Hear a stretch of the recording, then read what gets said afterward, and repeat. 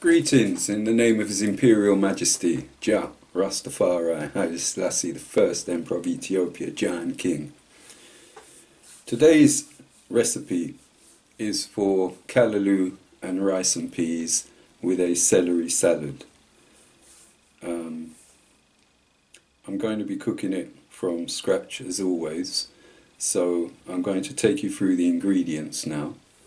The celery salad, if you've watched my other videos, you'll know it's quite simple to make. It's basically chopped celery, chopped garlic, bit of vegetable oil and black pepper. So I'll show you that first. That's already been made. That's it right there. So over to the ingredients for the callaloo. So we've got a tin of callaloo there, tin of red peas, all-purpose seasoning, cashew nuts, chopped onions, chopped garlic, mixed herbs, paprika, vegetable stock cube, some black pepper. So I'm going to fry the onions and garlic as usual in palm oil in this pan here, and this pan here is the rice, which I will add the peas to, also a bit of all-purpose seasoning and some creamed coconut. The onions and garlic are frying in the palm oil. That's just a tomato in there that I've taken from my garden, one of the last ones. I'm supposed to have a fresh tomato for this recipe, so I'm just going to use a tiny bit of tomato puree to compensate for that. The rice and peas, I've added the peas as you can see, and some creamed coconut, which is here, and a little bit of all-purpose seasoning. So in a moment I'm going to add the cashews, a handful of cashews to the onions, and then I'll be adding the callaloo and all the other ingredients. So I've added the callaloo, a level teaspoonful of mixed herbs, a level teaspoonful of paprika, a little bit of about a tablespoonful of tomato puree, and about a half a level teaspoonful of black pepper, and I've used two small vegetable stock cubes as well. So I've added some water to that. It will probably need a bit more. I'm just giving it a quick stir. You'll find that in my cooking I use a lot of cashew nuts. One, because they cook very well if you fry them first and then add them to food. They enhance the food, and also they're a protein boost as well, which when you're vegan you always have to consider. So that will probably just need a little bit more water. Put a cup of water in there previously. Probably just need a little bit more, and then it will reduce and be ready to eat. There you go. Okay, so the callaloo is going on well. I've also added a quarter teaspoon of chili powder to that, just to give it a little kick, and the rice and peas are on as well. Whilst the food is cooking, I'd like to take this opportunity to talk to you about food waste. I've probably mentioned it before in my videos, but I'm just going to elaborate a little on it. So there are two types of food waste. There's the food waste that comes from buying fresh produce, too much fresh produce, and it going off in your fridge or elsewhere and you having to throw it out. And the second is food waste as in leftovers from food. I personally don't waste a grain of rice. The reason for that is I understand that food is a gift from my Father and should be blessed and should be revered above anything else on this earth, for it's that and water that sustain our life. Even the rice which sticks to the pot when you cook rice, I scrape off and put it in my compost, which I use for my organic garden. So absolutely nothing goes to waste. Anything that's left over from cooking goes to make something else. Back in the day, post-war, people used to call it bubble and squeak, which is basically leftovers fashioned into something reasonably tasty, because people couldn't afford to throw away food. Well, whether or not you can afford to throw away food, it is wrong to throw away food when so many people are hungry, so many people still die of hunger. So food waste should be avoided.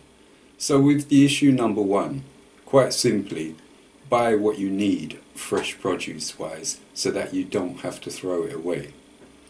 It's not rocket science.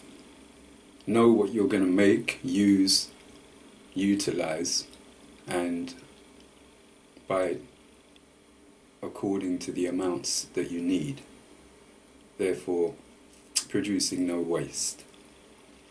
As for leftovers, as I said, if you use your imagination, you can cook things up from leftovers. In my fridge at the moment, I've got a few leftover roast potatoes.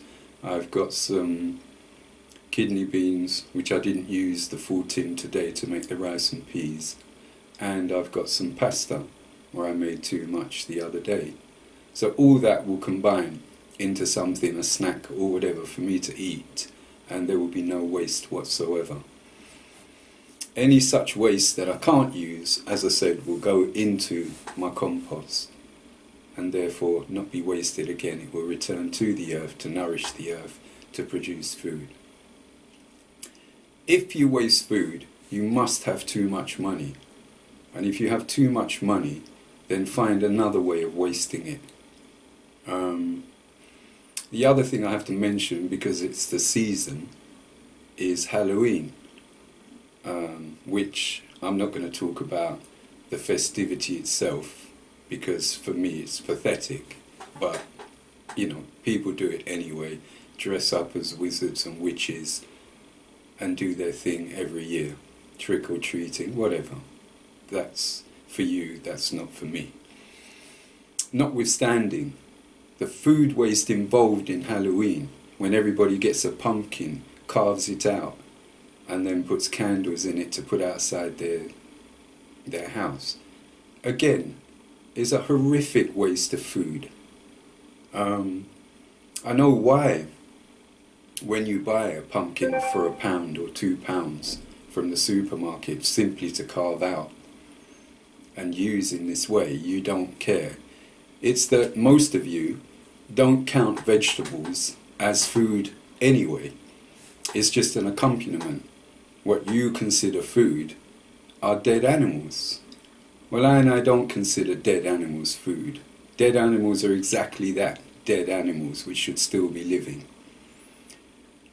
Vegetables are what our ancestors used to eat, because our ancestors were vegetarians and vegans same way. The only time they would resort to eating meat is if the crops failed or any other natural or man-made disaster caused them not to be able to have fruits and vegetables.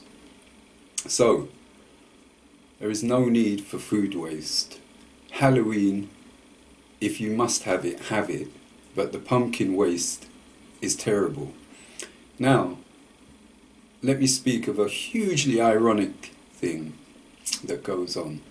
Let's say, for instance, all of you that buy pumpkins every year for Halloween, instead of carving them out, you collected them all, put them all into a shipping container and sent them around the world where people are hungry. They too, when they opened the container and looked inside and saw that it was full of pumpkins, i.e. vegetables or fruit, whichever way you want to class them, they too would count them as nothing. It's unbelievable that the poor have been brainwashed into thinking that eating meat is a status. Eating meat, there's no status in eating meat. But because meat is the most expensive thing you can buy to eat, then people regard it as the thing to eat and have enough respect for it, whereas they have very little respect for vegetables. It's a very sad situation that needs to change, because if you're poor and you have a patch of land, you can quite easily feed your family without having animals grazing around the place and polluting the earth. Animals should be left to their own devices. They're not to be farmed. Farming of animals costs a lot more than farming of good vegetables or fruit. So, coming back to the point, food waste. Try and avoid it. Our Father doesn't like it. I think it's a sin, personally. And if you have too much money that you can afford to waste food, be it leftovers or stuff that you've brought too much of because you don't think before you go out shopping or produce a list or go through what you might use in a week, all of it is avoidable. So please avoid it.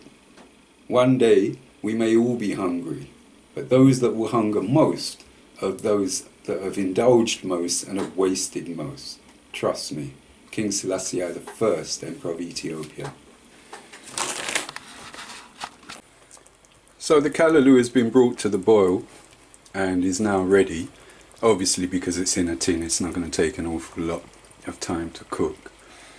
The rice has boiled also, but that will take another 20 or so minutes to be ready. And when that time comes, I will serve up the food and show you it. So here we have the finished meal. The callaloo, the water in the callaloo is reduced now to make a sauce, and the rice and peas are cooked. Now this is a vegan meal, full of protein, full of vitamins, full of everything you need, accompanied by the celery salad, raw food, enzymes, great for your health. Can't do better, trust me. Ja, Rastafarian.